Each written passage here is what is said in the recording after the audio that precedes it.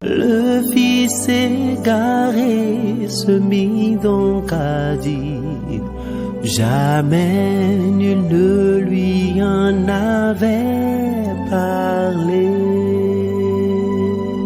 Apostolat Time, c'est une émission de Homocélé Voice consacrée au ministère de la foi. Apostolat Time, c'est la parole de Dieu par un oint de Dieu pour le peuple de Dieu. Apostolat Time, c'est le salut. C'est le salut. Bien-aimés en Christ, amis téléspectateurs de Homocélé Voice, nous voici encore devant vous aujourd'hui pour développer le thème de la semaine intitulé « Contribuons à l'essor de notre pays par un travail bien fait ». Nous allons prier et implorer la présence de Dieu parmi nous. Jéhovah, Jésus-Christ, Saint-Michel, Dieu est tellement bon. Descends en ce moment, dispose du Seigneur à pouvoir annoncer ta parole au nom de Jésus-Christ. Amen.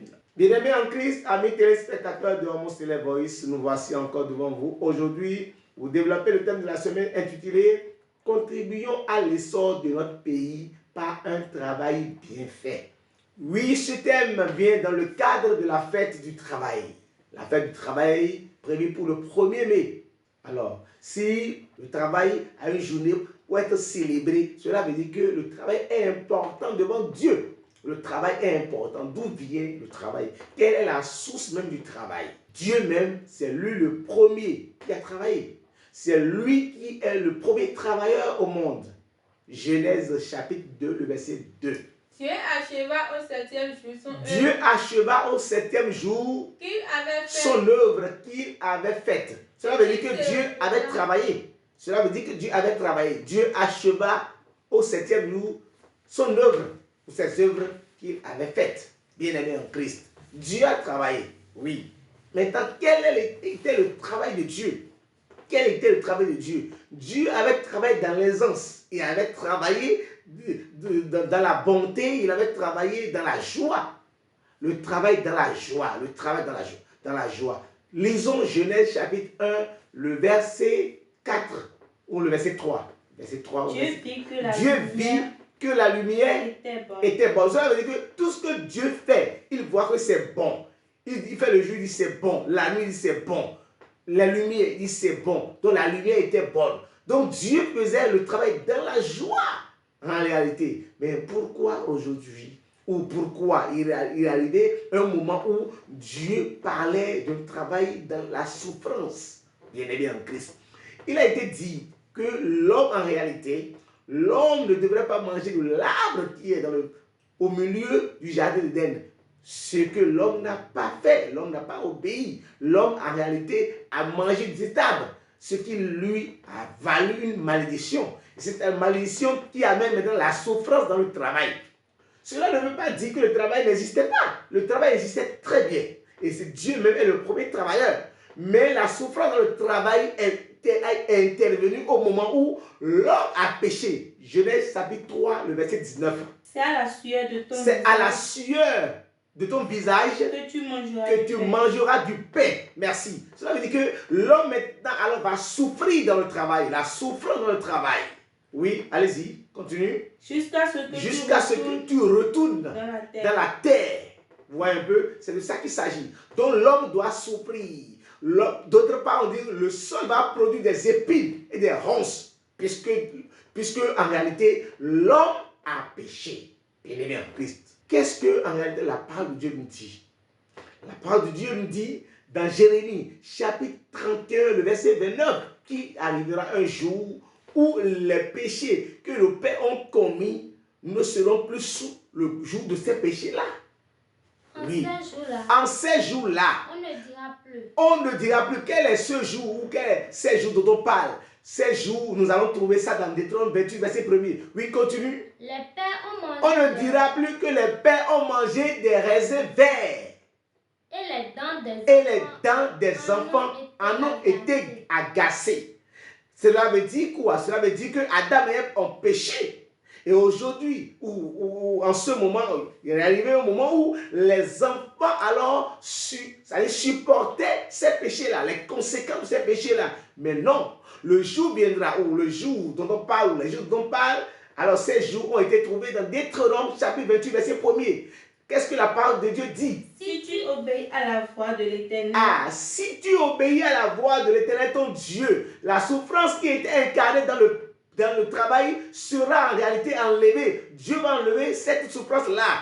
Cette souffrance doit être bannie. Et la joie, d'accord, qui incarnait le travail de Dieu. Quand Dieu travaille, il fait l'homme à notre image.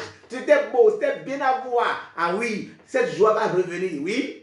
En observant et en mettant en pratique tous ces commandements. Parce que Dieu, en réalité, a appelé un peuple qui porta son nom. Et Dieu, maintenant, a recommandé à ce peuple des ordonnances et des lois, des prescriptions. Et quand l'homme maintenant écoute Dieu, les péchés d'Adam et Ève ne lui seront plus imputés. Alléluia. Et lorsque l'homme écoute la voix de Dieu, il sera béni, oui. Que je te prescris aujourd'hui. Bien sûr. L'Éternel, ton Dieu te donnera de la supériorité. Le verset 3 et 4. Tu seras béni dans la ville. Et tu seras béni dans les champs. Le fruit de tes entrailles. Le fruit de ton sol. Le fruit de tes troupeaux. Donc le sol qui était épineux, ce sol maintenant va connaître de fertilité, oui. Les portées de ton gros et de ton menu bétail, toutes ces choses seront bénies. Alors tu auras la bénédiction de Dieu. Tu as l'onction de Dieu sur toi puisque tu as écouté la voix de Dieu. Ceux-là qui n'avaient pas écouté la voix de Dieu ont été maudits. Ils ont reçu la malédiction de Dieu. Mais toi, puisque tu as écouté la voix de Dieu, alors tu seras béni. Le verset 9. Tu seras pour l'Éternel un peuple saint. Comme il te l'a juré. Donc, puisque tu as obéi, tu deviens maintenant un peuple saint et tu auras de la sécurité dans le pays. Lévitique chapitre 26, le verset 4. Lévitique chapitre 26, le verset 4. Je vous enverrai des pluies en la saison. Alors Dieu dit, puisque vous m'avez écouté, je vous enverrai des pluies en leur saison. Cela fera quoi? Cela contribuera à l'essor du pays. Cela contribuera à l'évolution, au développement. Quand vous contribuez, c'est en réalité, c'est quoi? C'est donner sa part pour évoluer quelque chose. Donc, vous donnez sa part, contribuer. Alors, lorsque nous allons écouter la voix de Dieu, nous allons contribuer à l'essor, à l'évolution, c'est-à-dire au développement du pays. Qu'est-ce que la Bible déclare? Oui, Lévitique chapitre 26, le verset 4. Je vous enverrai des pluies en leur saison, puisque vous avez écouté la voix de Dieu, puisque vous avez obéi à Dieu. Cette fois-ci, Dieu dit qu'il va envoyer des pluies en leur saison. Cela veut dire, on envoie des pluies au moment opportun. Ça va contribuer à l'évolution du pays, à l'essor du pays. Le pays sera en paix et on trouvera à manger. Tout évoluera bien, oui. La terre donnera ses produits. La terre donnera ses produits. Et les arbres des champs donneront leurs fruits. À peine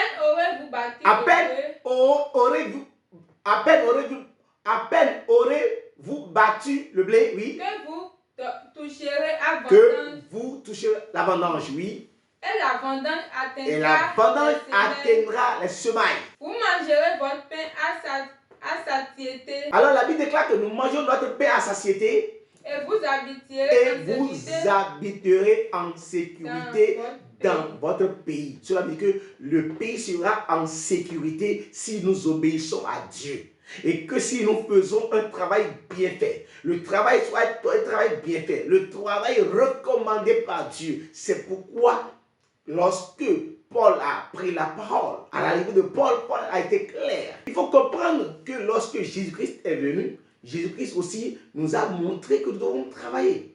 David l'a dit dans Psaume 104, le verset 23, que nous devons travailler. Lorsque l'homme sort le matin, l'homme va en réalité au travail et retourne le soir.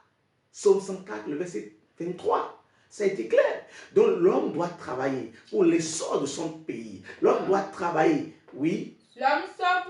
L'homme sort pour se rendre à son ouvrage. Et à son travail jusqu'au soir. L'homme sort. Alors, pour se rendre à son travail jusqu'au soir, l'homme doit sortir. Et comme nous l'avons dit, ce travail alors maintenant est béni. Ce travail est béni. C'est pourquoi Ecclésiaste 5 le verset 18 nous dit, Ecclésiaste 5, le verset 18.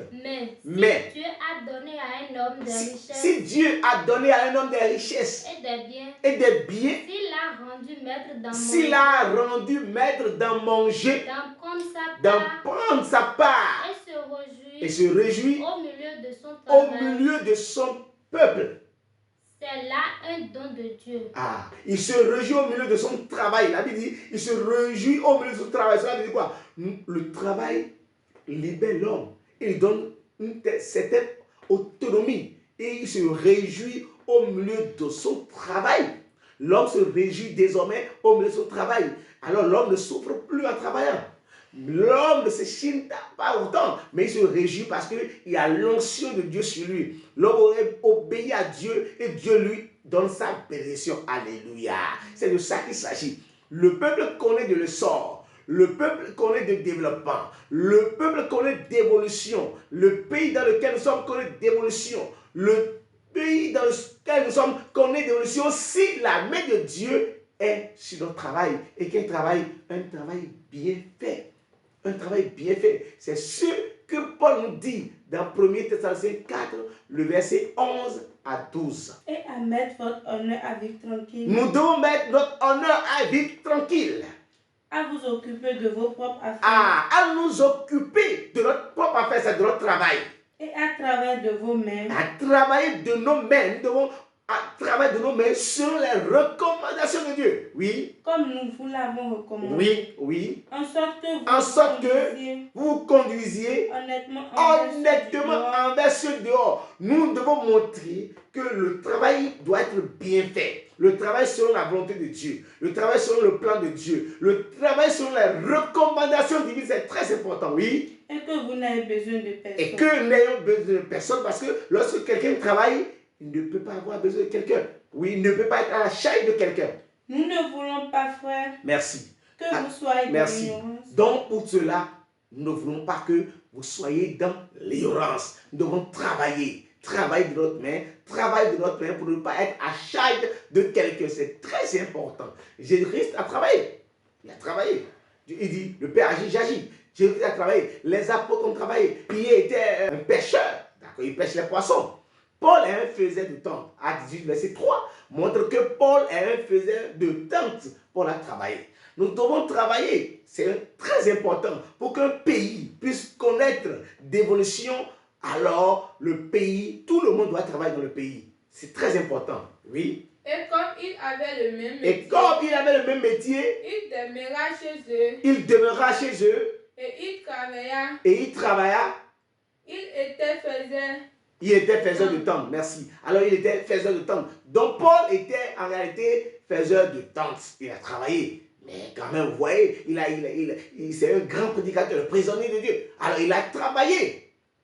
Bien-aimés en Christ, nous devons travailler, quel que soit notre rang, nous devons travailler à l'exception de quelques-uns qui sont destinés à l'œuvre de Dieu, comme les appelle les Lévites, les consacrés, nous devons travailler. Mais ceux qui travaillent aussi pour que le pays puisse connaître alors d'évolution, nous devons supporter aussi les faiblesses des uns et des autres, ceux qui sont faibles, nous devons les supporter. Comme Romains 14, Paul l'a dit, les forts doivent supporter les faibles. Ceux qui sont forts à supporter en réalité les faibles. C'est important. En faisant ainsi, nous devons aider les faibles.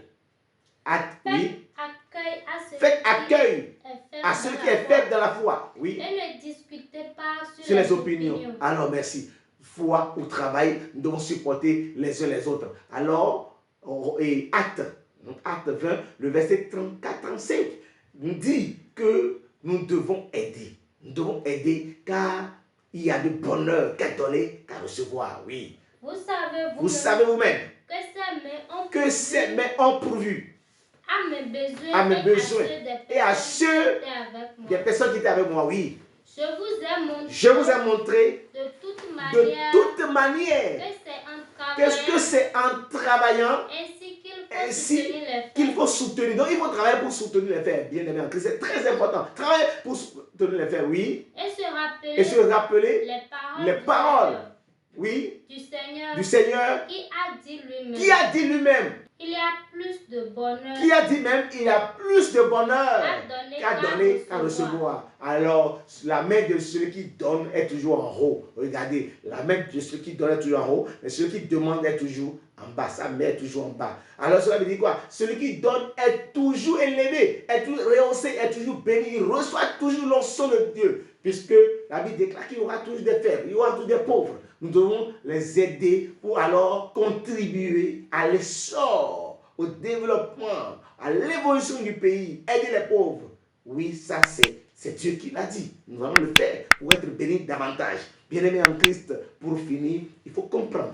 Il faut comprendre que le travail bien fait, c'est ce que Dieu nous recommande.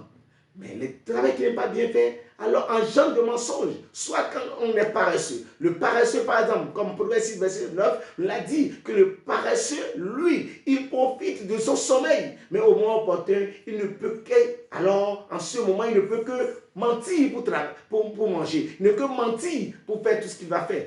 Tel que Éphésiens chapitre 4, le verset 28, 29, 30. Éphésiens chapitre 4, verset 28, 29, 30. Que celui qui dérobait. Que celui qui dérobait, puisque tu ne travailles pas. Celui qui ne travaille pas ne peut dérober, ou ne peut que mentir, ou ne peut que commettre de bêtes, ou ne peut que peut-être commettre l'adultère, ou ne peut commettre de la débauche. Alors la Bible déclare que celui qui déroberait ne dérobe plus. Mais plutôt qu'il travaille. Mais plutôt qu'il travaille. En faisant de ses mains ce qui est bien. Cela veut dire quoi? Le travail que Dieu nous recommande, c'est le travail bien fait. Il y a le travail de sexe, par exemple. Ce n'est pas ce que Dieu nous recommande. Il y a le travail de vol. Ce n'est pas ce que Dieu nous recommande. Aujourd'hui, on parle des brouteurs, comme l'on appelle gaiman. Ce n'est pas ce que Dieu nous recommande. Le travail bien fait, oui. Pour avoir de quoi donner à celui qui est dans le besoin. Pour avoir de quoi donner à celui qui est dans le besoin, oui. Qu'il ne sorte de votre bouche. Qu'il ne sorte de votre bouche. Aucune parole mauvaise. Aucune parole mauvaise. Mais s'il y a lieu. Mais s'il y a lieu. Quelques bonnes paroles. Quelques bonnes paroles, oui. Qui servent à l'édification. Qui servent à l'édification. Et communiquent une Merci. Une parole qui serve à l'édification du pays dans lequel nous sommes. Alors pour finir, Jérémie, chapitre 29, le verset 7. Recherchez le bien de la ville. Recherchez le bien de la ville, le bien du pays, le bien de la patrie dans laquelle ou dans lequel vous êtes. Oui. Où je vous ai mené en captivité. Où je vous ai mené en captivité, oui. Et priez l'Éternel en sa faveur. Priez l'Éternel en sa faveur. Nous devons prier l'Éternel en sa faveur. Ceux-là qui prient, tel les Lévites, c'est pourquoi nous devons leur accorder les dîmes et les offrandes. Tel que Malachie 3, le 8. Malachie 3, le verset 8 nous a dit. Nous n'allons pas lire. Mais on dit donner à César ce qui est à César et à Dieu ce qui est à Dieu. Alors lorsque nous travaillons pour contribuer à l'évolution de notre pays, nous devons payer les impôts, c'est très important. Nous devons payer les impôts. Romains chapitre 13, le verset 6 pour terminer. Romains chapitre 13, le verset 6. C'est aussi pour cela que vous payez. C'est aussi pour cela que vous payez les impôts. Merci. Nous devons payer les impôts. Bien-aimés en Christ, paie des impôts, paie ta dîme pour que les Lévites puissent prier pour le pays, pour l'évolution du pays. Paie tes impôts pour que, en réalité, le pays puisse prospérer davantage. C'est pourquoi je vous invite, alors sur ces mots, à contribuer, quelle que soit notre manière, à l'évolution de notre pays, comme le thème l'a dit, par un travail bien fait. Alors, bien-aimés en Christ, nous pouvons conclure pour dire que le travail bien fait, tel que Dieu l'a recommandé, contribue réellement à l'évolution du pays. L'évolution du pays dans le sens que nous devons payer nos dîmes. Alors, pour ceux-là, les Lévites, et là, ils vont prier. Leur devoir, en réalité, c'est de prier pour l'évolution du pays. Et nous devons, de l'autre côté, payer les impôts. Comme Jésus l'a dit, donner à César ce qui est à César et à Dieu ce qui est à Dieu. À César, ça dit, nous devons donner les impôts pour que le pays puisse évoluer. En donnant les impôts, tu contribues à l'évolution de ton pays. Que nous sois loués. Alléluia. Jéhovah, Jésus-Christ, Saint-Michel. Dieu est tellement bon. Nous venons d'écouter ta parole. Grave-la dans notre tableau de cœur. Apprends-nous à obéir, à mettre en pratique ta parole. Amen. Au nom de Jésus-Christ. Amen. Amen. Amen. Au nom du Seigneur Jésus-Christ. Alléluia.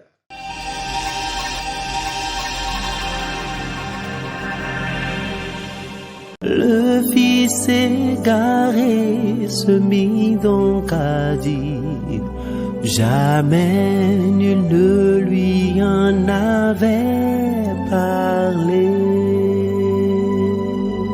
Apostolat Time, c'est une émission de Homo Select Voice consacrée au ministère de la foi. Apostolat Time, c'est la parole de Dieu par un oint de Dieu pour le peuple de Dieu. Apostolat Time, c'est le salut. C'est le salut.